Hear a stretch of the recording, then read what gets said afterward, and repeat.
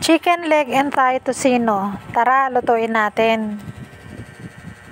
Hindi po tayo nag-debone yan kasi request po ng ating mga customer. Kaya tara, gawin na po natin. Sa isang lalagyan nga ay maglagay tayo ng 2 cup na Sprite. Pasensya na nga po pala kasi hindi ko na nabidyohan yung paglalagay ko ng Sprite. Maglalagay din po tayo dito ng 1 cup na ketchup o isang malaking sachet ng ketchup. 1 buong bawang. Nilagay ko nga pala yan sa plastic tsaka ko siya pinitpit kasi mas maganda yung pagkakapitpit niya kapag nilalagay ko siya sa plastic. Maglalagay na rin tayo dito na 1 kutsaritang paminta at 2 kutsarang atsuete.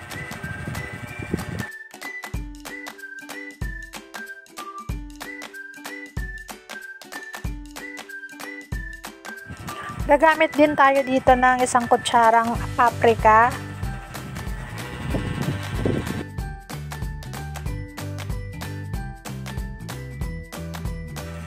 at 1 kutsarang curing salt o pink salt. Ito po yung kadalasang ginagamit para ma-preserve yung ating mga karne. At 1/4 kilo ng brown sugar. Nag-adjust nga pala ako dito ng lasa nung piniprito ko kaya naglagay pa rin ako dito ng 1 kutsarang asin. At haluin mabuti para magpantay yung ating mixture.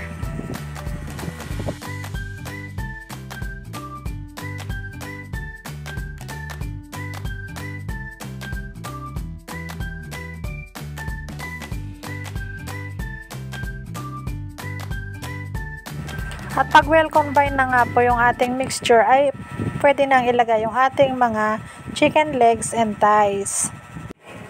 Bali 2.5 kilong manok po yan.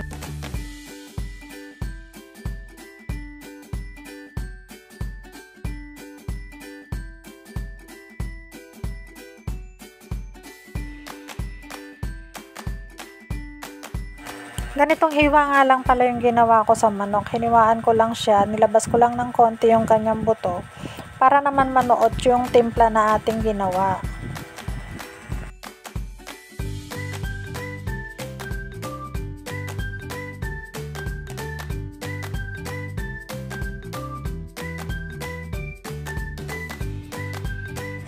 Ang ginawa ko nga pala dito ay inisa-isa ko siyang ilubog para naman magpantay yung kanyang timpla.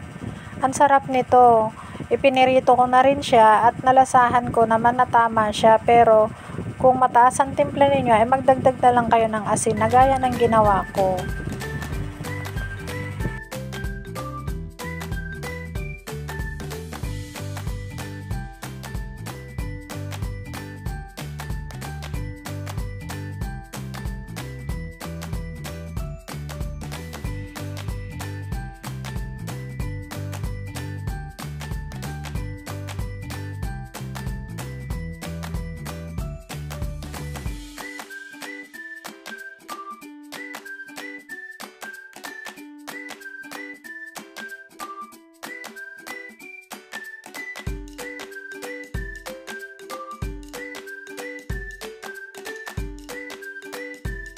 Sinubukan na rin natin siyang iprito. Pagkatapos ng 1 oras na pagkakababad ay naglagay lang ako sa isang non-stick fry na kawali. Dahil nga hindi naman naninikit ay nilagay ko lang siya ng ganyan, at dahil nagtubig din siya ay pinabayaan ko na lang muna siyang ganyan. At pagkatapos ay dinagdagan ko lang siya ng konting mantika.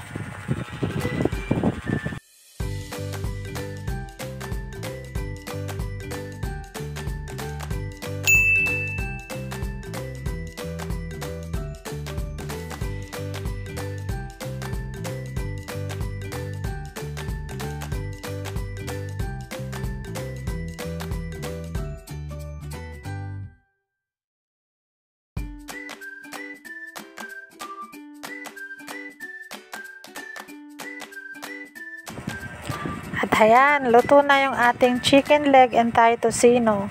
Salamat po sa panonood. Bye-bye!